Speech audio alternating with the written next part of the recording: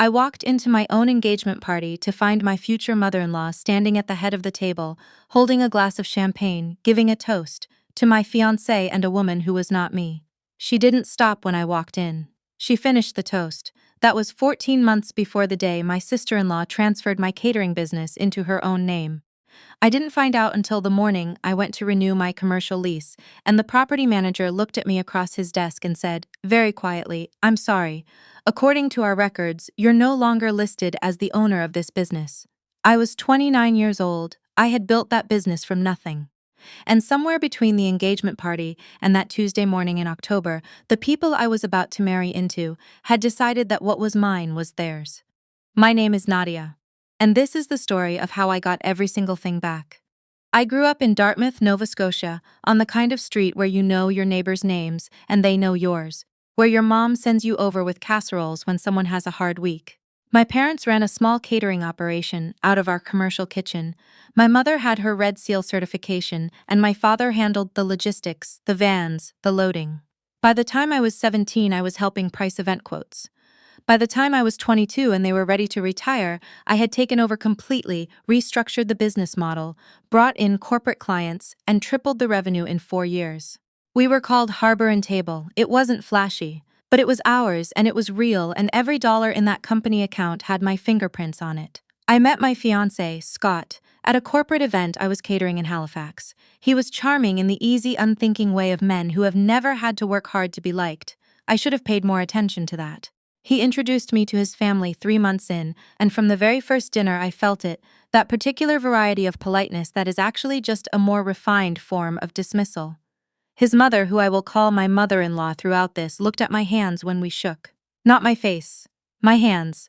I found out later she was checking for calluses. For 2 years I told myself I was imagining it.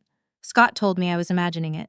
His sister, I'll call her my sister-in-law, was always friendly in a way that felt just slightly too bright, like a lamp with the wattage turned up past comfortable.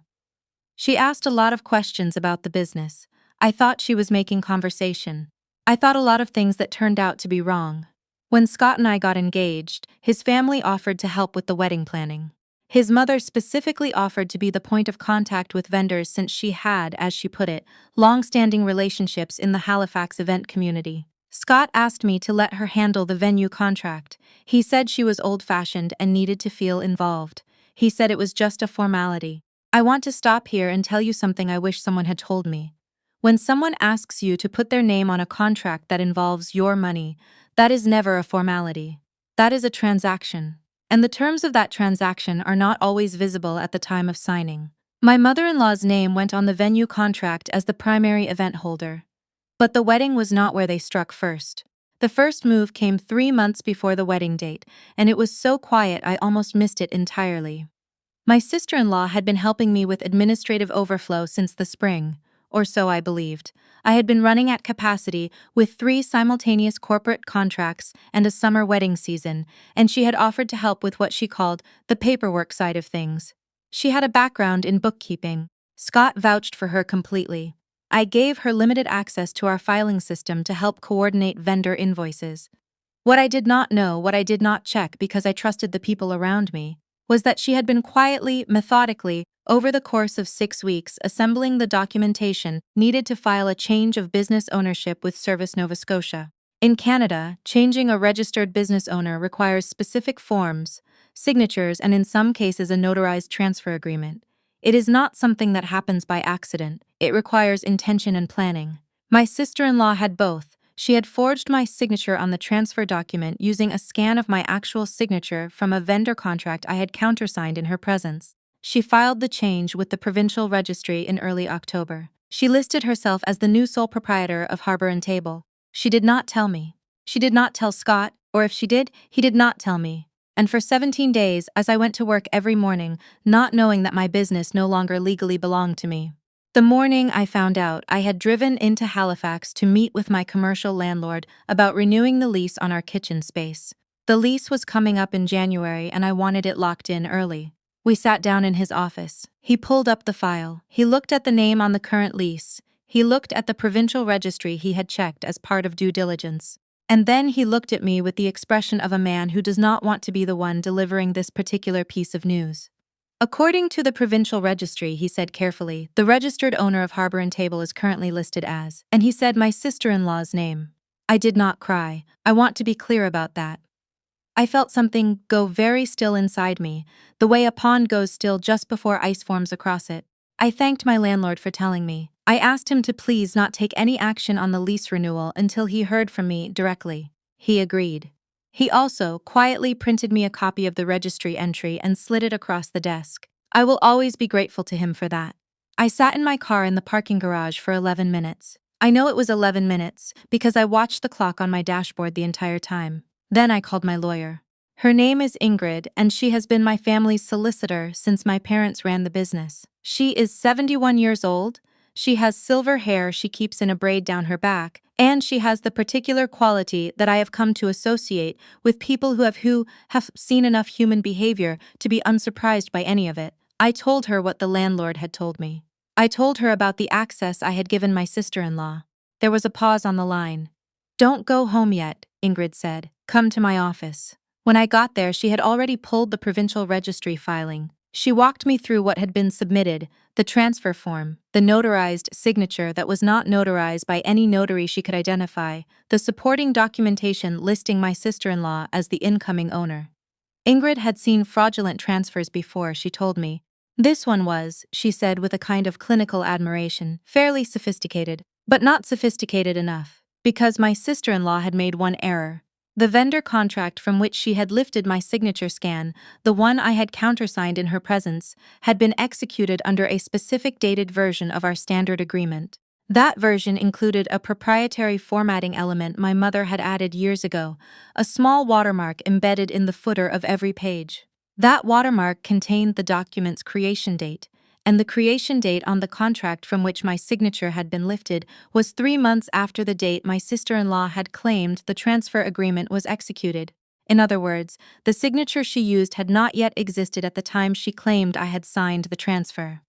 Ingrid looked at me over her reading glasses. She borrowed from the future, she said, and she didn't check the date.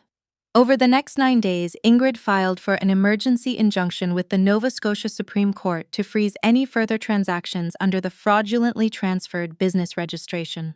She engaged a forensic document examiner to formally attest to the timeline discrepancy. She contacted the RCMP Commercial Crime Division because what had happened to me had a name. It was fraud. It was identity fraud and fraudulent misrepresentation in a business transfer, and it carried real consequences under Canadian law. I did not tell Scott what I knew. I want to explain why because I have been asked this question many times since, and the answer is complicated. It is not that I was afraid of him. It is that by the time I sat in Ingrid's office and understood the full shape of what had been done to me, I had also begun to understand that either Scott had not known, in which case I needed to know that before I said anything, or Scott had known, and I was looking at a fundamentally different situation than the one I had believed I was in. So I watched him. I went home that evening and I made dinner and I sat across the table from the man I was supposed to marry in 3 months and I watched him. He seemed normal. He asked about my day. He said his sister had called. He did not say what they had talked about. I said my day had been fine. I asked about his. He told me about a meeting he had at work. I started keeping a log. Over the following week, while Ingrid's proceedings advanced quietly through the court system, I documented every interaction I had with my sister-in-law and with Scott. I noted dates, times, what was said, what was not said. I reviewed 12 months of my email correspondence. I went back through every document my sister-in-law had touched as part of her administrative access and cross-referenced it against our original file states. What I found was a pattern of small, deliberate alterations. Vendor contact information quietly updated to route through her personal email, an insurance renewal quietly redirected to a P.O. box I didn't recognize, a catering permit application quietly resubmitted under her name a month before the registration transfer. She had been building toward this for at least a year. On the 8th day, Scott came home and told me that his sister had something exciting to share. She had, he said, decided to move forward with her own catering venture. She had a business name picked out. She was going to reach out to some of our clients. He said this the way you say something when you believe the other person does not know what you know. I set down my fork. I looked at him. I asked him, very calmly, what the name of his sister's new business was going to be. He said, Harbour Table. In that moment, I understood exactly how much he knew. I did not raise my voice. I stood up. I told him I was going to my parents' house and that he should not contact me until he heard from Ingrid. He started to say something. He reached for the word confused, reached for the look that goes with it. But I had watched him too carefully for too long to believe it anymore. I picked up my bag and I left. I stayed with my parents in Dartmouth for the next 3 weeks. My mother made tea every morning and did not ask me questions I wasn't ready to answer. My father drove me to Ingrid's office twice when I couldn't face the highway.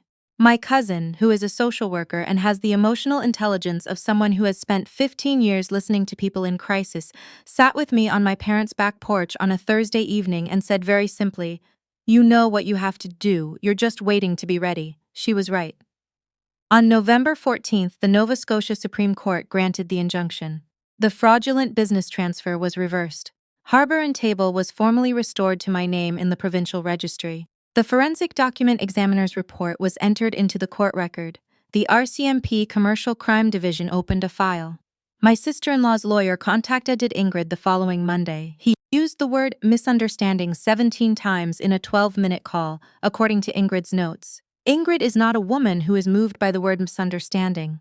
She told him to expect to hear from the Crown. But the legal process, satisfying as it was not the part that the people in my life remember. What they remember is what happened at the wedding venue. Because despite everything, despite knowing what Scott had done, despite understanding the full scope of what his family had attempted, the wedding was 3 weeks away. 220 guests had been invited. Flights had been booked from Vancouver and Toronto and St. John's. Deposits had been paid to a florist, a string quartet, a caterer that was not me. The venue, a restored heritage property outside of Windsor, Nova Scotia, had been booked for 18 months, and on the morning of November 18th, I discovered that my mother-in-law had, 1 week prior, contacted the venue directly and attempted to cancel the event. She had not been able to complete the cancellation because, unlike the business registration, the venue contract was in my name alone. I had not made that mistake twice, but she had gotten far enough to notify the venue that the event may not be proceeding and to request that any future communications regarding the booking be routed through her.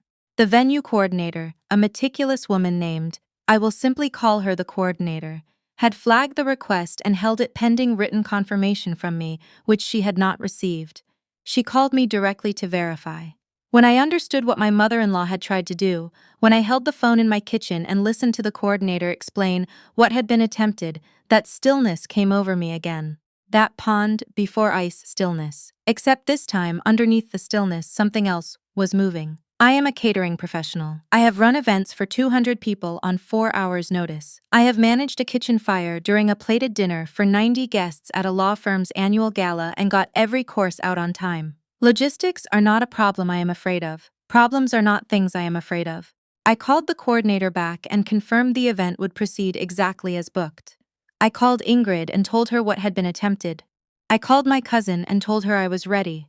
Then I called the 47 guests who were closest to me, my family, my closest friends, the people who had known me since before I had anything worth taking, and I told them what had happened. I told them the full story. I asked them to come early on the wedding day. And then I called a journalist. I want to be careful about how I describe this part, because it is the part that requires the most explanation. I did not call a journalist to cause harm. I called a journalist because what had been done to me was a matter of public record. A fraudulent business transfer that had been reversed by court order was a matter of public record, and because I believed that the people who had done it had calculated correctly that I would be too embarrassed, too worried about appearances, too focused on keeping the peace to make any of it public. They had miscalculated. The journalist I called wrote a business and legal affairs column for a Halifax publication. I had known her professionally for 2 years. I sent her Ingrid's summary of the court proceedings, the forensic examiner's report, and the registry documents showing the fraudulent transfer and its reversal. I told her she could publish after November 23rd. The wedding was on November 22nd. On the morning of November 22nd, I got dressed at my parents' house.